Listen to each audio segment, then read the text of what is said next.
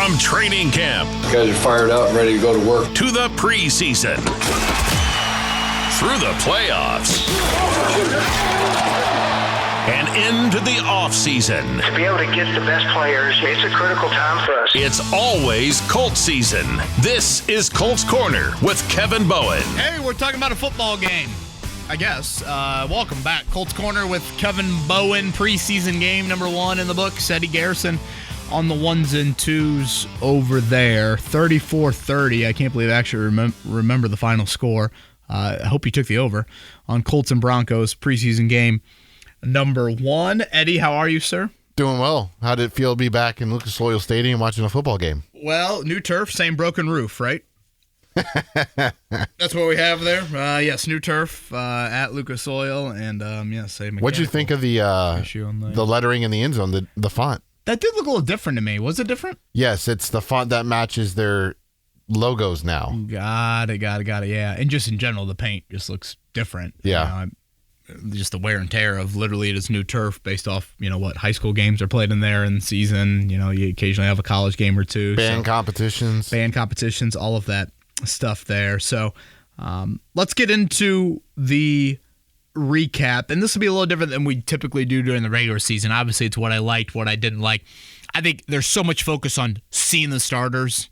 You have to start there. I do want to get to kind of some good and bad of like other things that I liked and didn't like, I guess, throughout the game. But let's just starting offense and starting defense, Eddie. And I almost feel like if this was a visual medium, I guess it is on YouTube, you could put in the... Bless you. Oh, that was a big one. Big sneeze there. You could put the scroll at the bottom. This is preseason football. Yep. And you just have that for the entire length of this episode. It's like training camp. This is training camp. It's just like, I don't need to remind you every 2 seconds of this is preseason football, but here's my caveat at the start. It's preseason football. 7 snaps for the starting offense? Mm-hmm. I think 12 for the starting defense. So with that, knowing that every statement I make, you can quickly add that on the end of it. I thought it was a pretty poor day for the starting offense. Again, evaluating 7 snaps of football here.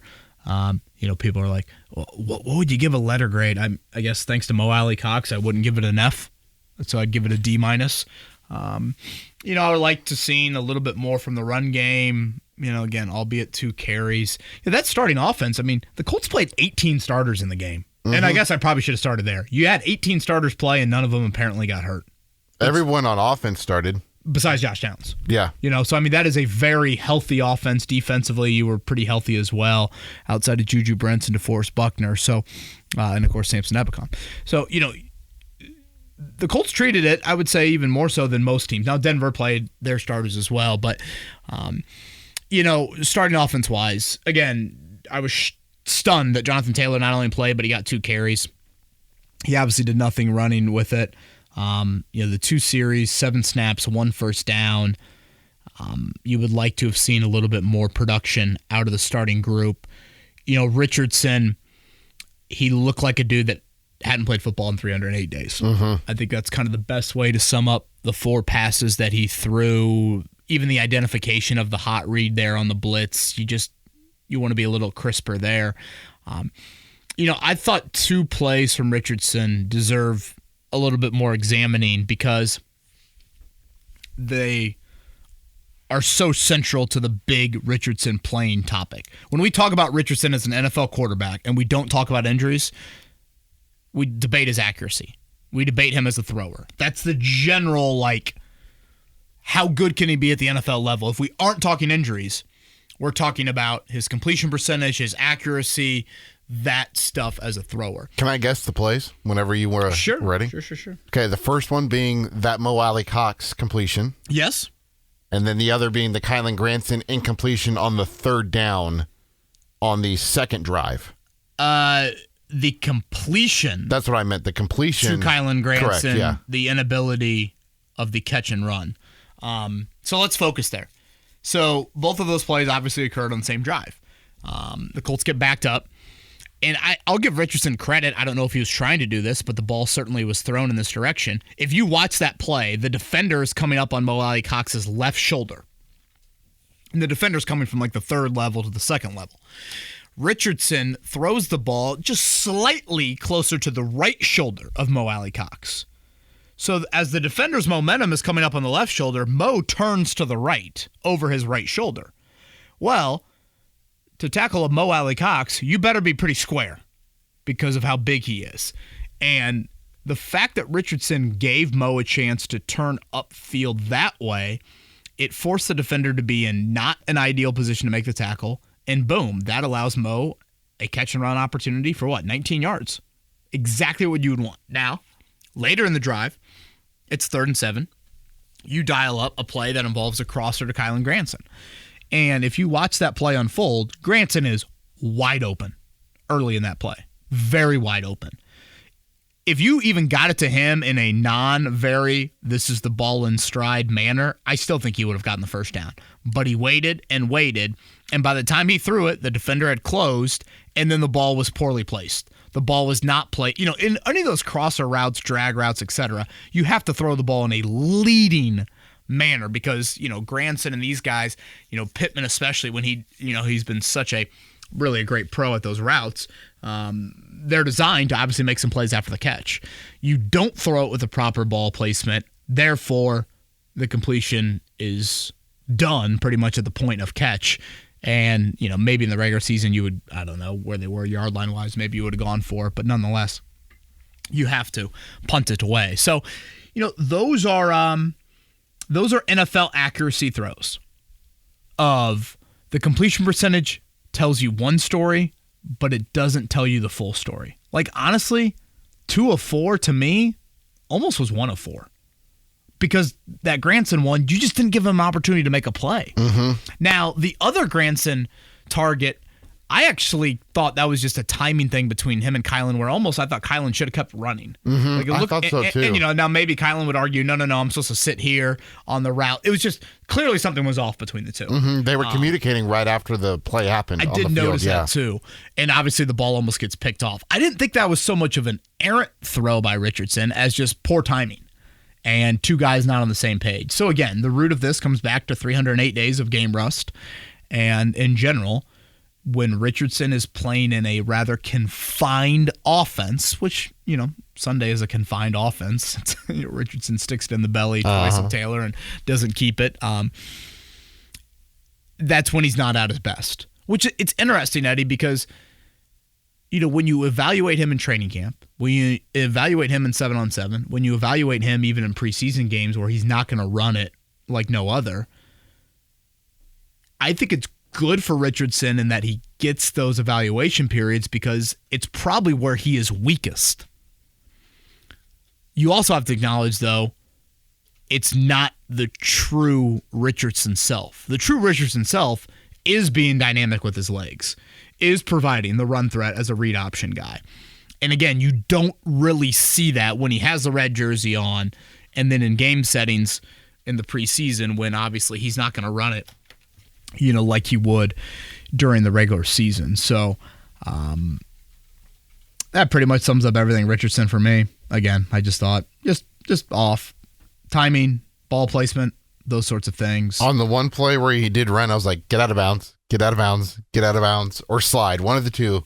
Don't take a hit. Which he did very smartly. That was like a first down scramble, right? Wasn't that? That was like it's not like it was a 3rd and 3 or something. Yeah. So yeah, I the fact that he's back on the football field. And if you just want to sum it up, Eddie, we're 10 practices in at Grand Park, 10 of 12. And we're now a preseason game in, and he's taking every starting rep. And again, he didn't do that in the spring. Mm-hmm. So, there are plenty of signs to point to of positive directions for him, but there are also some key boxes that need to be checked in game settings for him as well. If the Colts operate like they did last year in the preseason, he won't play this Saturday night. They'll do their 2 joint practices, and then if you look at last year's game with the Bears, which came after joint practices, the only starters the Colts played in that game were guys battling for the corner job. So then it would have been Dallas Flowers. I think Juju Brents was healthy at the time. Who was the other one? Oh, Darrell Baker Jr. So maybe on Saturday night, do you play Nick Cross? Do you play those safeties? Do you play the tight ends? Do you play A.D. Mitchell and Alec Pierce? Again, those sorts of things I think I think are some of the questions you ask from Saturday night. I found it interesting that Alec Pierce was a gunner at one point. I did notice that, yeah. And, it was certainly noticeable to me at Friday's practice, which was a great day for Pierce and Mitchell. Was that because Ashton Dulin wasn't out there, you think? 'Cause I don't think I noticed him at all. Yeah, maybe. Yeah, I would have to go back and double check that. Yeah, that is probably, you had your typical, I'm trying to think who it was. Didn't Trevor Denbo played a bunch of special team snaps and, yeah, some of the guys that you would expect to play special team snaps for you. Because Dulin has been out here lately. So, yes, he would fall into the category of guys that you he did not play in the game. But, yeah, Amir Speed played a lot of special team snaps. Cam McGrone, Grant Stewart, you'd obviously expect. Daryl Baker Jr. Adetomiwa Adebare, who I thought had a nice game as a defensive tackle, also played there. Mitchell, go back to Friday's practice, Eddie. Again, I thought Mitchell and Pierce were great, and that was Mitchell playing slot snaps, which, again, not something he did at Texas. And probably discredit to me, I just kind of assumed it'd be Anthony Gould getting those reps because I probably am a too stereotypical slot guy, and I think of, body types like Josh Downs or Wes Welker or Julian Edelman or, those types of guys. The smaller guys that are a little more smaller, agile. shiftier. And Mitchell, this is what separates him, I think, from Pierce. He can do more on the route tree. And I think it's a strong credit to Mitchell that the staff thinks he can handle this. What's the word they used with him? Wiggle? Josh Downs, and I think you heard that on last week's pod or whenever we played the Downs one. It was on Querying Company as well. We were talking about that on Friday. He's got great wiggle. I think Michael Pittman Jr. has mentioned the releases of A.D. Mitchell, something he loves. So when you think about that, wiggle and releases, you think about short areas. You think about slot wideouts, put your foot in the ground. Now, you got to be super precise there. So, again, I think that's a credit to Mitchell there, at least exploring that. For what it's worth, at Friday's practice, Richardson targeted him 3 times. He caught all 3. So, again, we're a practice and a preseason game into it, Eddie, but if Josh Downs has to miss any time, which we should probably get to Josh Downs at some point here on this podcast, then you could see those 3 out there together. And maybe the Pierce-Mitchell competition is not everything that maybe it's been built up to be if Downs has to miss any of that time. Tight end-wise, wasn't too shocking for me, the order there. Mo Alley-Cox, I think, is right there with Kylan Granson and Drew Ogletree, and then Jelani Woods and Will Mallory were in there. A little bummer to see Trey Sermon get banged up, left hamstring for him. So I think that covers everything starting offense-wise. Anything more for you, or should we transition to the defense? Did Steichen elaborate on the severity of the hamstring injury? Mm-mm. I didn't know if it was one of those things. I saw Sermon doing a little jogging on the sidelines, so, but with hamstrings. I mean, right now, if you sat here on Monday morning and we're like, I assume the Colts will sign a running back because Trent Penix got hurt, the other running back, late groin. So right now, unless I'm missing a running back, I think that's only 4 healthy guys this week. Taylor, Tyler Goodson, Evan Hull, and Xavier Scott. So just purely for a body, you don't need Taylor out there for, everything Wednesday and Thursday night there. Starting defense, okay, if I said D- for the offense, I'll go B- for the starting defense.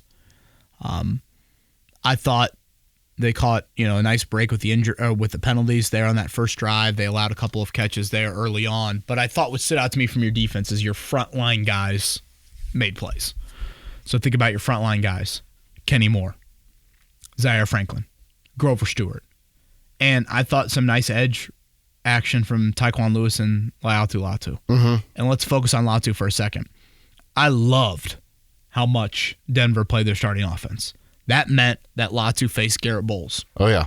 Garrett Bowles is a guy that started 99 career games. He is one of the better left tackles in the league. I would call him a top 10 left tackle in this league.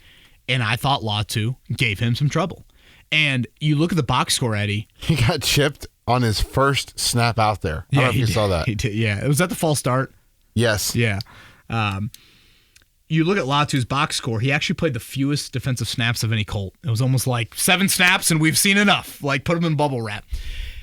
No sacks, no pressures, technically, is how they handed out the stats.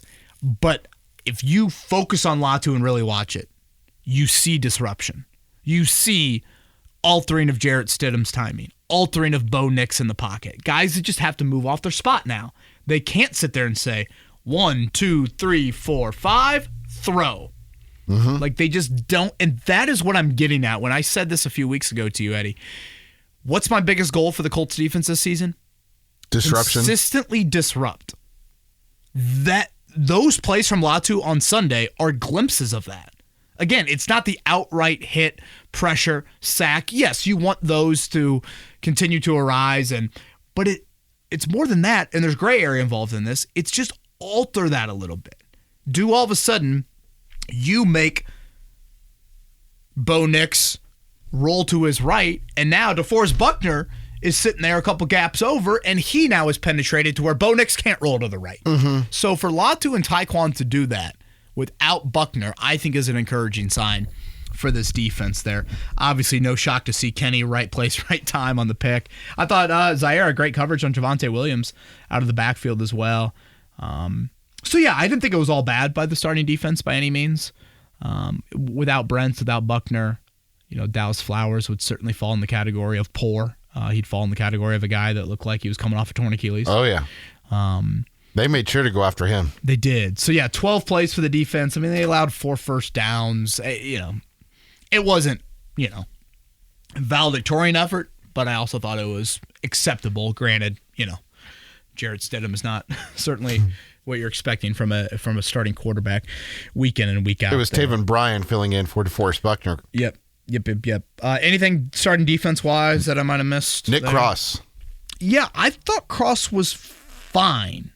It looked like there was a miscommunication between him and Dallas Flowers on the speed out touchdown to Marvin Mims. I think Cross was telling Flowers that he needed to switch and cover Mims. Instead, he stayed on whichever outside receiver that was, and Cross had to run through the coverage, had to run through the receiver and avoid Flowers that gave up the Mims touchdown. I think that was the only cross up, but it's.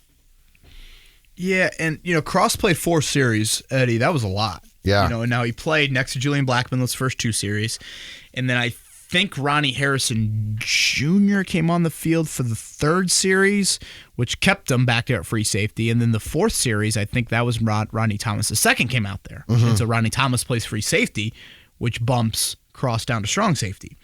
And so, he was in coverage on the touchdown. But, I don't think that, I'm not evaluating him on that play right to the nth degree. He had the near pick with the starters. He made a nice tackle in space. I thought he was fine. I thought he had a nice day even. Do I think all of a sudden this calms my nerves and oh my gosh, you shouldn't sign a safety? No, but I do want to point that out. I thought it was notable that he, again, started and played 4 series. No other defensive player or offensive guy logged that much time there. I would say a couple other items of note, and this might fall in kind of the good and the bad category. Eddie, if I just kind of can simplify it, I thought Micah Abraham with the strip and the fumble, he's a guy that got his hand on a ton of balls at Marshall. He comes from NFL bloodlines, so it's no surprise to see him around the ball there. I think he should be your backup nickel and should make the team. I thought DJ Montgomery had that nice throw and catch from Sam Ehlinger. Those guys stood out. In the bad category, again, I would put Dallas Flowers, who was an injury away from playing every snap, or every snap in the nickel, I should say. He looked like a guy coming off a torn Achilles. Again, this falls under why I'm concerned about the secondary. You're going to have to rely on a 4th corner. That's just how the NFL operates. Your corners are not going to stay healthy for 17 games. Certainly Juju Brents' track record, albeit small, has not been a healthy one. So as much as you want to chalk up, well, look at Flowers. He's 9 months removed or 10 months removed from the Achilles. I get that. But they're treating him like he's one play away. That's a little too dangerous for me. I thought Blake Freeland had a poor day. I worry about swing tackle. Matt Gonzalez, I guess, is competing with him. So I don't know. Maybe it's him. I would still worry about a 3rd-round pick that played 3 games last year. And, maybe it hasn't been as alarming as Freeland, but still it hasn't been perfect there. And just your rushing offense. Your running backs had 17 carries for 35 yards. That's not good. So I would say your rushing offense would kind of... Denver wasn't great running the ball with their running backs, but they were definitely better than that. So that was some of the good and the bad. Matt Gay, he misses from 54, just misses left. We've crunched some numbers on Gay. 68%, Eddie, was the league average from 50 and longer last year. Gay was 61%, so he was slightly below average from the long distance. You are not paying him to be that. You're paying him to be above average. So I think if we're evaluating Matt Gay, do I think there needs to be a kicker competition? No. Do I think he's not giving you the return on investment? Yes. So, he's got to be better in that area. Adebare, like I mentioned earlier, he falls in the good category. I thought I noticed Isaiah land a lot. Land had a couple nice edge plays. McGrone, I thought, had a couple plays. The LC product there at linebacker. So I think that covers, for the most part, kind of everything on that end. Anything else game-wise, preseason? Well, I do want to mention Josh Downs before. That's where I was about to transition to. I was about to say, let's not forget about Josh Downs. I know you wanted to talk about him. To Twitter questions. Yeah, thank you for this. Was this Wednesday? Today or last week? Today's Monday. This was last Wednesday, right? It was that long morning practice, if I remember correctly. It was kind of an ugly morning. It was kind of spitting rain. That might be, yeah. So, I thought it was a completely avoidable injury. I thought it was a stupid play by Nick Cross. Now, why do you say that? Because there's a lot of people that weren't there that don't get to see it. I wanted to state my opinion first and just make sure that is my overall. If you said, hey, I'm on an elevator ride with you, just give it to me in simple terms. I thought it was avoidable injury and I thought it was stupid. Now, obviously, let me expand on it. 7-on-7, never is taking it to the ground. Never. I mean, occasionally you'll get an 11-on-11 rep that you sometimes take to the ground, but that is super rare. I haven't seen the Colts have one rep of that this camp. I mean, if you are out at Grand Park, which Eddie, you have been, the moment the running back or the pass catcher gets the ball, stay up, up, keep him up, stay up, keep him up, right? Yelled by how many people? 37 people? Everyone is yelling it. I watched the pass. I actually had ironically, or I guess, whatever, had a pretty good view of it. Richardson completes the pass to Josh Downs and picture prototypical out pattern for a slot wideout. Whatever, 6 yards, put your foot in the ground, catch the ball. And it's not near the sideline either. And Downs has his back turned to me as he makes the catch. And I can see Cross. You can see Downs and then you can see kind of Cross is obviously in between us. And all of a sudden I see Cross kind of put his hands up in the air to theoretically tackle Downs or to whatever, put his hands on the shoulder pad area. Was this a padded practice? I believe so. Yeah. Okay. The last Wednesday was. And as soon as he did that, I literally go, ooh, I don't see this ending well. Like a tackle from behind. I mean, that's pretty much what it was. It was not this, but it had a little bit of that hip drop motion. And again, not exactly that, but as Downs, frankly, I think the word to use is kind of crumbled to the ground. It just, you knew something was he was not going to pop back up and go in the huddle. I felt that right away. And he doesn't. I mean, he lays there writhing in pain. And I mean, Shane Steichen, for those that have been at Colts practice, I've seen him yell at a player 2 times in 10 practices this camp. Was that one of them? One time was Trey Sermon not getting out of bounds in there are no timeouts in this drill, 46 seconds. You got to get out of bounds. He didn't. He was not happy. I think he actually used maybe a magic word for that one. And with this one with Nick Cross, he was not happy at all. And again, and Shane Steichen, a man that does not yell a whole lot, to do that told me everything I needed to know. He then confronted Cross one-on-one probably 10, 15 minutes later. He then told us after practice that he met with Nick Cross, or I guess he told us 2 days later he met with Nick Cross again after that practice. So if you just want to go off of Shane Steichen's reaction, he clearly was not happy with it. So there was a play back in the spring, Eddie, that you and I discussed in this podcast back in OTAs. No full pads. Jalen Jones and Michael Pittman Jr. Knee banging. Anthony Richardson throws kind of a high ball. Pittman and Jalen Jones go up for it, and they collide. 2 guys going up for a 50-50 ball. That, to me, falls in a category of, so be it. You know, I mean, that's part of football. Like, Yeah. you know, it's a 50-50 ball. In a way, Jalen Jones is kind of like Nick Cross. They aren't cemented in the starting lineup. So, you know, Jalen Jones is trying to make a play. And I get, like, Nick Cross trying to make a play. First off, Nick Cross, in my opinion, had no chance to make a play on this one. Like, the ball was already complete. You're not going to all of a sudden, you know, do something on a 7-on-7 practice field to make a play there. And I just felt like the Jones-Pittman was not avoidable. Again, ball in the air, two guys jumping up at it, friendly fire. I didn't view what Cross did to Downs as friendly fire. You know, some stuff is avoidable. You know, sometimes, boy, all of a sudden a pass protection play is happening and you're getting 10 dudes, 5 defensive linemen, 4 offensive linemen, all in a confined area, and guys trip over each other, and unfortunately you have something happen. I think that's kind of what happened a little bit with the Ebicon thing. But in this instance, I didn't view that at all. So yeah, that's what I observed on the play. Was it alarming to you that Nick Cross even doubled down and said he would do it again? Yeah, and I want to go back and listen to that exact phrase. I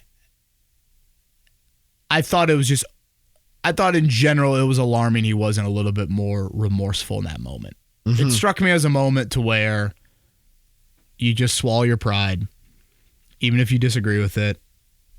Watch how your coach reacted to you, you know? Even if nothing else. I mean, obviously Nick Cross had literally just walked off the practice field. He's not seen the firestorm out there on Twitter, but I just thought it was a TJ Green-like play by Nick Cross. You know, and I haven't viewed Cross in that light. While I think he's had obviously a inconsistent to poor start to his NFL career, I haven't viewed him as like, you know, 15-yard penalty waiting to happen when he goes out there. But I thought that's what that play kind of was. For a training camp setting, again, when this stuff isn't supposed to happen. So, you know, as far as Downs is concerned, we'll see. I know Ian Rappaport said he thought there's a chance he could be on the front end of that 4 to 6 week timetable. If it is 4 weeks, Eddie, that would put him Wednesday of the Houston game. So that Wednesday practice of Houston would be 4 weeks. 5 weeks would be miss Houston, Wednesday of the Green Bay game. 6 weeks would be miss Houston, miss Green Bay, Wednesday of the Pittsburgh game. Obviously, you get into ankle sprains and you think, you know, those things can linger. Mm-hmm. You know, Ballard has always struck me as a guy that he believes the season's long, and he's right. I mean, it is a long season. Obviously, the schedule's front-loaded, so that's where you're kind of torn on the significant nature to what you have there in September. Downs, to me, is the security blanket for Richardson, on and off the field. You know, I really think he's that, so I think that's where you're kind of bummed out. And just with Richardson in general right now, any missed time for him and pass catchers is not ideal. I mean, he needs, you know, you want him to get all the reps that he can possibly get right now on that end.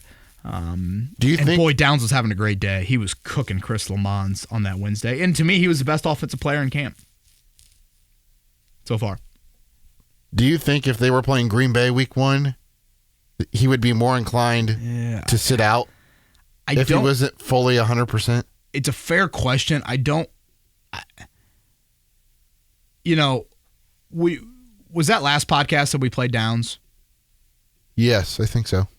Remember his story about the staff wanting him to play against New England, Germany? Yeah. So, you know, that aspect to like, man, he's really important to this football team. And think about that game. I mean, how important was he in icing that game? Mm-hmm. You know, so I think at the end of the day, the Colts will side with it's a long season when looking at Downs. But if there's any game on the schedule that would all of a sudden lend them to say, hey, this game means a little bit more, it is Houston. Yeah. Week 1. So I don't think there will be a rush or a sense of urgency like even New England felt like in mid-November last year. You know, remember, that was right before the bye. And it was almost like, boy, if you can take care of Carolina and New England, now you're right back in it. But if you, I mean, still the margin for error was kind of slim then. If you lose one of those, you just never know. So, you know, athletes always amaze me and how quickly they can get back from some of this stuff. But I guess we'll just have to wait and see on that with Downs. Have you watched the Netflix series receiver? I have not, no, but I need to. It's very good. Maddie wants to watch Love Island. Oh, God, no. Oh, no. Isn't The Bachelor? It seems horrific. Isn't The Bachelor or Bachelorette going on right now? You would think. I need the Olympics to be another week longer. I'm going to miss the Olympics. I can't watch Love Island. But the reason why I bring up receivers because when you watch it, you see Devontae Adams, you see Amon-Ra St. Brown, you see Justin Jefferson, and all these guys, they literally love football so much, they're willing to do anything and everything, and there's things that they haven't done in terms of injury recovery that they do. I don't want to spoil it too much because I don't want people to not watch it because I think it's actually really good and informational to the point where it's like it's eye-opening to see like these guys truly do everything and anything they possibly can to get on the field, which is why I kind of believe Downs fits that bill a little bit, and it wouldn't totally shock me if he's out there week 1. Yeah, and yeah, I mean, I'm definitely not ruling it out. Clearly, Rappaport tweets that because he has some sort of intel on that. And, if you look at it, if Downs gets 3 practices, maybe he's in that third down red zone role like he was in Germany for week 1. Yeah. Maybe you kind of, the beauty about playing wide out is you can do that. So we'll just have to wait and see on that end. You have anything else to add? I have nothing else to add. Should we do Twitter questions? Let's do it. All right, let's do it. Craig is up first. Hey, Kevin. Thanks for your training camp updates. Colts have appeared to have dodged a bullet with Josh Downs, and maybe they are lucky that the 2 positions where they had injuries are also where they seem to have some depth, wide receiver and defensive end. Can only assume these injuries, while bad, will fast-track the development of their top 2 draft picks in Leatu Latu and Adonai Mitchell. I think, gosh, it feels so good to scratch my back sometimes. I think like slot wideout depth to me, it would be a disservice to Downs to act like it's the same as Samson Ebukam at defensive end. Right.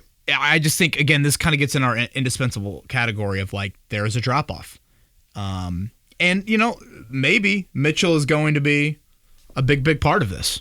I mean, maybe he will be kind of a unique slot player. I'm very curious to continue to watch this on how that is going to play out. But I just think Downs is, with how the tight end position is, I just think Downs is your trustworthy guy. I think he's your, 3rd and 4 Jack Doyle type of player for you.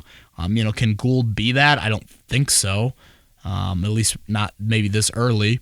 To me, when I've seen Gould make plays in camp, it's been a little bit more down the field, not kind of your traditional slot stuff there. But again, I think it's just a little different than what you have, not only just Latu, but Tyquan Lewis and Dayo Dengbo and Kwity Paye. I mean, that's different than what you have wide receiver depth-wise.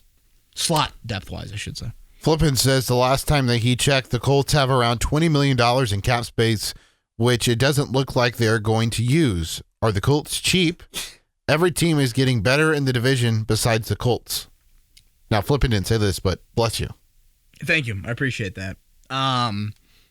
Yeah, there's been a lot of safety activity, hasn't there? Been within the division. Tayshaun Gibson just signed, I think, with Jacksonville, right? Was that? Yeah. And then, Justin Simmons with the Saints. So, or I should say, visited with the Saints. And then it was it Adrian Amos that signed too? As well. Yeah, and obviously, I guess Quandre Diggs since last time we talked, maybe on this podcast. So that literally just leaves Justin Simmons of name recognition, probably. Hyde, maybe. I think, but he's more strong though, isn't he, than free? Yeah, which again, I guess that's a question that I've thought about with safety, Eddie. Is it time to think about best combo? I think we discussed this a little bit on the pod. Is it time to think about best in-house combo? Now, for the Colts, they ask a lot of their strong safety, a lot with communication, a lot of that. So I don't want to act like strong safety is not important. Yeah. But let's play this out. If your free safety or strong safety make a mistake, the free safety's mistake is often a fatal one. If the strong safety makes a mistake, it's probably a paper cut. Maybe a knee scrape. A little bit more than that. I mean, it's a mistake. It might turn 6 into 16, but it doesn't turn 6 into 60. Yeah. If the free safety makes a mistake, 16 becomes 60. Mm-hmm. So that's where I think to myself, man, should you put Blackman back at free? Because you do trust him the most? And then you put Ronnie Harrison Jr., who's more of a natural linebacker, strong safety, closer to the line of scrimmage? Again, I've now channeled my thought into, I'll believe a outside of the building signing when it happens. Yeah. It ain't, I mean, if it doesn't happen before Wednesday, you're literally leaving one joint practice and one preseason game. Well, they still have practice between the third preseason game and regular season. Sure, but the true evaluation periods. To me, this is, right now you're in a 12-day window with 3 preseason games and 3 joint practices. But if it's Justin Simmons, do you need to evaluate him? Well, maybe not for him, but you need to communicate. Right. You need to have in an ideal world, like when you signed Mike Adams and Rodney McLeod. You signed Mike Adams in June. He had what? 70-some starts on his NFL resume. Mm-hmm. And when you signed Rodney McLeod in May, he had over 100, 120-some starts on his NFL resume. And neither of them were, break the glass in case of emergency.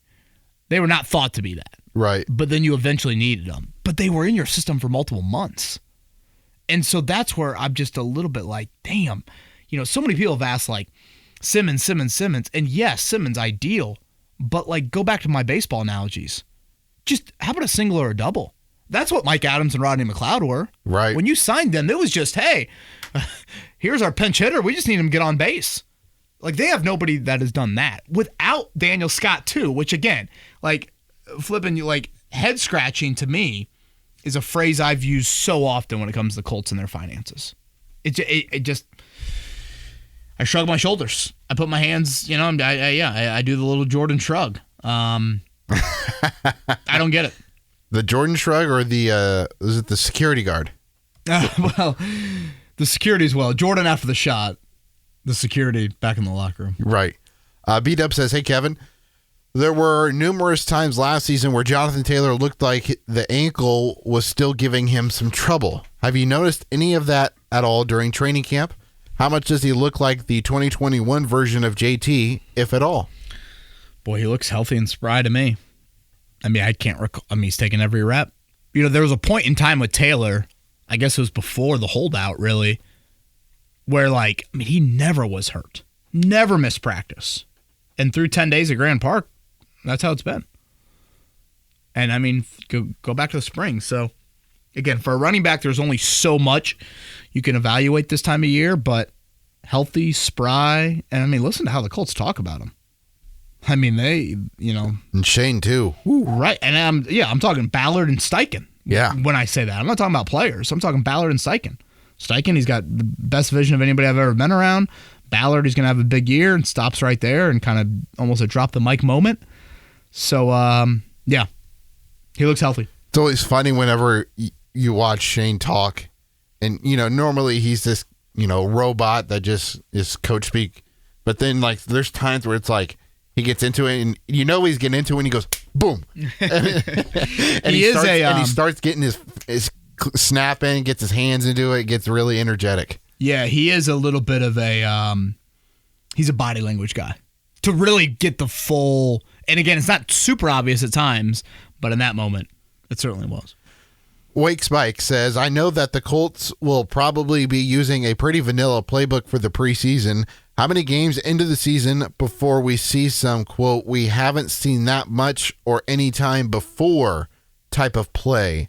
Also, having tried a Reese's with caramel, I'd say it brings about as much positive change as Trent Richardson did in 2013.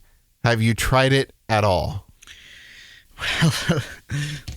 Let me start. I really want to start with the second half, but I'm going to start with the first half there. Week 1. Biggest game of the year. Let me say this. You are going to see funky, creative, short yardage, red zone, goal line stuff with the Colts. Did we see Wishbone one time last year? You're going to see it. You're going to see it all. I would venture to guess the Colts would be one of the more innovative looking teams, pre-snap, motion-wise, optionality-wise, all of that. And again, they're just showing a sliver of that to us at Grand Park. And I mean, this is something you love about Steichen. Steichen literally is finding plays from high school teams. You know, I mean, they are a super proactive team when it comes to that. Now, on the Reese's front, I'm a little tired of Reese's. Really? I think they're too greedy. I don't even look for the new stuff. I don't even want to. I occasionally will glance at it, but I don't want it. Just give me Old Faithful. Why mess with success? Right. Give me Old Faithful. And then put it in the fridge or the freezer and boom. Amen. Amen, brother. Especially this time of year. So I don't even look for it. Reese's and caramel and this and that. No, I don't. We're getting in the holiday season. I guess they'll come out with the pumpkins and the turkeys and the trees and whatever. That all is good. But I don't need anything too flashy. Don't mess with success, Reese's. I don't like caramel. Reese's is Tiger Woods' golf swing at a young age. Why are we tinkering with it, Tiger? There we go. There's the Tiger Woods mention. It's been a time. Clearly isn't saving your body. I don't like caramel as it is, so I'm not even going to try that. I'm not a huge carameller either. Danner says, as I'm waiting for Justin Simmons to sign, I'm thinking about when Chris Ballard said, quote, look, I watched the same games as you in regard to a positional need. It made me wonder if all of the times where the fans and/or media has magnified a glaring need in the offseason that usually goes unaddressed. To me, it feels as though the outside voices have a pretty good pulse on the team. Has there been any times in recent memory where a, quote, surprise positional need has occurred during the season? I mean, I guess kind of based off injury, I'd have to go back. But how I view safety right now is kind of in a way how I viewed Matt Pryor at left tackle. Or just go to last season, Eddie. Wideout depth. I thought to myself throughout last season, man, if they have one injury at wideout, right, what's going to happen? And it took a while. I mean, it took a long. I mean, Downs was healthy. I mean, think about it. Pittman, Pearson, Downs, they combined to miss one game. Is that right? Yeah. And that was the Atlanta game. Yeah, it was because of the concussion. And look what happened. You couldn't move the ball from me to you. So, and again, that's with all three of those dudes playing 50 of 51 games? Mm-hmm. I mean, insane health out of those three wideouts. So, it just, I go back to the head-scratching comment because, when you're someone that preaches so much competition and so much roster moves are a 12-month out of the year sort of thing, and it doesn't add up to me. Especially when, that issue was a massive reason why you didn't make the playoffs last year. In your most recent game, it was that issue. And so that is where it's just it just further adds to the confusion. And again, I've said safety to me is bigger than corner, but I still think corner, and I think you felt a little bit of this on Sunday of again, you're one injury. I think Brents and Jones have had a nice camp. I know Rick Venturi said with us last week, he mentioned, sometimes a little bit too grabby with some flags. I think they've been fine, but I think if they have to go deeper in that depth chart, Dallas Flowers or Darrell Baker Jr., that's where I have questions. Player that's been talked about a lot is what Rodney's question is about. Josh Downs is gone for a while. Does it make sense for the Colts to target San Francisco wide receiver Brandon Ayuk? The Niners' deal with the Patriots has fallen through. The Colts have controllable capital in Alec Pierce that might be enticing to them, and the cupboard must be filled for AR, as he and Downs clearly have a connection. Ballard at least would have to consider this. Yes? Thank you. Love you guys. Rodney, thank you for that. Appreciate that.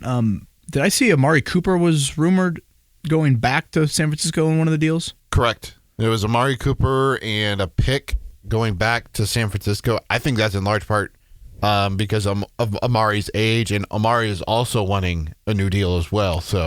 Well, Amari Cooper certainly ain't Alec Pierce. No. So I don't think that is apples to apples by any means. I mean, with Downs, you're just talking about, maybe he's going to miss a game or two to start the year. Right. Let's not act like, Downs towards ACL. And again, with Ayuk, it's the double whammy. It's got trade and pay. Right. Right. You got to do both. Now, I'll go back to something I said last week when we discussed the trade up for the 6th overall pick. Again, what does that mean to the Colts? Is that still there? Or did A.D. Mitchell all of a sudden put all that to rest? The Justin Jefferson rumors. Again, maybe Jefferson and Neighbors are in a different category, or Odunze, whoever you want to imagine there. Maybe, Ayuk is not in that category for the Colts. I still think a big swing at wideout is really important to consider. And, Michael Pittman Jr., it's just a 3-year extension. It's not like, again, when you get to the mid-20s of Anthony Richardson, is Pittman still going to be that guy? Mm-hmm. And some would argue if he is that guy, when you really talk about it in a top 10 sort of wideout stance there. So I don't think the Downs injury all of a sudden means you push all your chips into the Brandon Ayuk table. 2 questions left. OC wonders, how comfortable are you with Joe Flacco starting week 1? Week 1? No, well, okay, I will answer it like this. Let's not go with any of the Richardson injury discourse. Let's put all that to the side. I think Joe Flacco's one of the better backups in the league, if not the best. Like, I think Flacco's had a nice camp. He rifles it in there. It was kind of funny to see how quickly Flacco exited on Sunday. It was a reminder of, how old he is. 1 series, right? And how many quarterbacks the Colts have on their roster. So I think Flacco can give you something. I think he also gives you a nice evaluation. Like when Pierce and Mitchell are with Flacco, I'm like, oh, yeah, this still works. Like, he can still evaluate that for you. So, yeah. Flacco's solid. Unlike most Colts fans, OC says, see him going 1-0, but if the Colts lost it, who do you think would be the best and worst returning vet? At quarterback? I'm not sure. Well, yeah, I'm just worried about what they got roster-wise. I mean, to me, Flacco's a fine backup. I guess it'll be interesting. Do they keep Ellinger on the 53-man roster, or do they view the practice squad and having that third QB? Do they want to protect Ellinger? I was about to say that's been the big question. Between last year when we were having the conversation about your 53-man roster prediction, and again this year is, would he get claimed by another team if he was on the practice squad? Or and again, quarterback depth means a lot to teams. Understandably, look at the Browns last year. So I can understand wanting to protect a third QB if you feel like you're in a good health state. That'll be something to watch. 2 weeks from tomorrow, right? Roster cuts. Yeah, it's after that third game, right? Yeah, August 27th. Now, with the new rule of the emergency QB, right, does not count towards the active roster on Sundays. That third QB? Correct. Yep. That's, think of it as just a random position off into the whatever. Off to the side there. Does not count. Final Twitter question is from Jason. Should we raise the bar when looking at pass rush stats, given the league is passing more? 22 players had 10 or more sacks last season. Teams are averaging 35 pass attempts per game now. We've already baked that into quarterback and wide receiver stats when assessing performance. Yeah, it's kind of funny. It's the age-old, hey, let's start debating, the Matt Ryan, Phillip Rivers, Eli Manning sort of Hall of Fame candidacies. I understand where you're coming at. It is a tad more inflated. Obviously, you have the extra game. And I guess in specific, to the Colts, just in general, I know it's not what Jason's asking, but again, you're facing better quarterbacks. Like, Jarrett Stidham would have been a middle-of-the-pack quarterback the Colts faced last season. If you look at this year's list, Jarrett Stidham would probably be near the bottom, if not at the bottom. Yeah. So just in general, this falls into the old consistent pressure. But yeah, it'll be interesting when you start to evaluate Hall of Fame resumes, how all of that plays out. Jonathan Taylor is probably the most prominent Colt that wore the Guardian cap yesterday. Yeah, Grant Stewart, I did see that. Scott, Kylan Granson. Yep. I think there's a couple others, but yeah. I thought the Colts had to be the team with the most players to wear one. Really? Because every other game I've watched, now granted I haven't watched a ton of preseason, but I haven't noticed a lot lot of players wearing Well, I will also argue it is kind of hard to see them. The Colts ones really blended in. You had to be kind of looking for it. And obviously, guys like Taylor aren't out there for that long. So, yeah, maybe when teams play more of their starters, we'll see. And Taylor didn't commit to it after the game by any means. But, yeah, supposed to obviously reduce concussions by a percentage.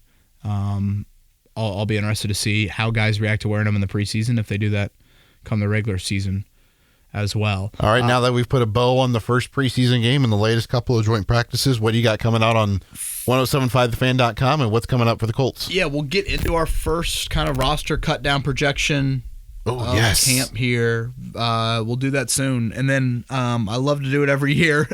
Answer the 53 questions. Start a camp with 53 questions. We got to answer them. And again, Thursday's it. 10 of 12 practices done. Wednesday and Thursday night from Grand Park in Arizona, or against Arizona. So we'll put a bow tie on camp with that, answering the 53 questions that we walked into camp with, and then obviously inch closer to roster cut down. Now, what time are those practices again? 6 to 8, I want to say, the first night, and then I think it's a 7:20 end time on Thursday night. Yeah, because Jim Irsay tweeted today about Marv Jr. coming to town, and Marv Sr. on the sidelines, right? Yeah, and he said 4 p.m. start each day. That's why I was a little I think that's Colts City, I assume, is what he's probably referencing in that. Yeah, 6 o'clock start times each of those 2 days. All right, everybody, thank you for tuning into this edition of Colts Corner with Kevin Bowen. He is Eddie Garrison across the way, but we'll be back next Monday recapping a busy week with the Arizona Cardinals.